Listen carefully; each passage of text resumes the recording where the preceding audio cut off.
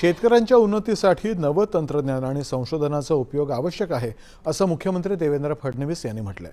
नाशिक इथं कर्मयोगी दुलाची सीताराम पाटील कृषी महाविद्यालयाच्या नूतन इमारतीचं उद्घाटन करताना ते आज बोलत होते। शेती आणि शेतकऱ्यांपुढच्या समस्या सोडवण्यासाठी शेतीची पद्धत बदलणं, आधुनिकीकरण आणणं, तंत्रज्ञान अवलंब यावरती भर द्यावा लागेल। त्यासाठी शेती क्षेत्रातलं संशोधन शेतकऱ्यांपर्यंत पोहोचवणारी अशा प्रकारची अनेक महाविद्यालये लागतील, असं ते म्हणाले। नाशिक शेती आणि फळबागांच्या क्षेत्रामध्ये आघाडीवर आहे। देशाच्या द्राक्ष निर्यातीपैकी सुमारे 80% निर्यात नाशिकमधूनच होते। लासलगावचा कांदाही देशभर प्रसिद्ध आहे, मात्र वाढता उत्पादन खर्च आणि आंतरराष्ट्रीय बाजारातल्या दरांमुळे शेतकऱ्यांसमोर अनेक आव्हानं आहेत, याकडे सुद्धा त्यांनी लक्ष वेधलं। आपण पाहतोय की सातत्याने शेतीचा उत्पादन खर्च वाढतोय आणि त्या उत्पादन खर्चाच्या तुलनेमध्ये शेतमालाचे जे भाव आहेत हे भाव मात्र आंतरराष्ट्रीय बाजारपेठ ठरवते। त्यामुळे ते भाव वाढण्याची एक कुठेतरी सीमा असते।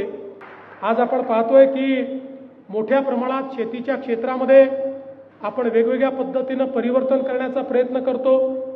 मग पाण्याचं व्यवस्थापन असेल, एकात्मिक कीड व्यवस्थापन असेल, त्या ठिकाणी जी काही वेगवेगळ्या पद्धतीनं आपल्या जमिनीचा पोत सुधारण्याकरता वेगवेगळ्या उपाययोजना असतील, खतांचं त्या ठिकाणी व्यवस्थापन असेल, अशा सगळ्या गोष्टी आज आपण करण्याचा प्रयत्न करतो। राज्यामध्ये अल्पभूधारक शेतकऱ्यांची संख्या मोठी आहे, त्यामुळे आधुनिक यंत्रसामग्री आणि तंत्रज्ञानामध्ये गुंतवणूक करणं त्यांच्यासाठी कठीण बनतं। शेतीमध्ये आधुनिकीकरण आणि तंत्रज्ञान आणणं हा या समस्यांवरचा महत्त्वाचा मार्ग आहे, असंही मुख्यमंत्री म्हणाले। मराठा विद्या प्रसारक समाज संस्थेनं उभारलेलं हे महाविद्यालय शेती क्षेत्रामधील संशोधन शेतकरी आणि तरुणांपर्यंत पोहोचवण्यासाठी उपयुक्त ठरेल, असा विश्वासही त्यांनी व्यक्त केला। ही संस्था 5 विद्यार्थ्यांपासून सुरू होऊन आज 2 लाखाहून अधिक विद्यार्थ्यांचा शैक्षणिक वटवृक्ष बनल्याचंही त्यांनी नमूद केलं। सावित्रीबाई फुले पुणे विद्यापीठाच्या नाशिक उपपरिसर प्रशासकीय इमारतीचंही त्यांनी आज उद्घाटन केलं। नाशिक उपपरिसराच्या माध्यमातून आगामी कुंभमेळ्यासाठी काहीतरी मूल्यवर्धन करण्याचा प्रयत्न करावा, असं आवाहन सुद्धा फडणवीस यांनी यावेळी केलं।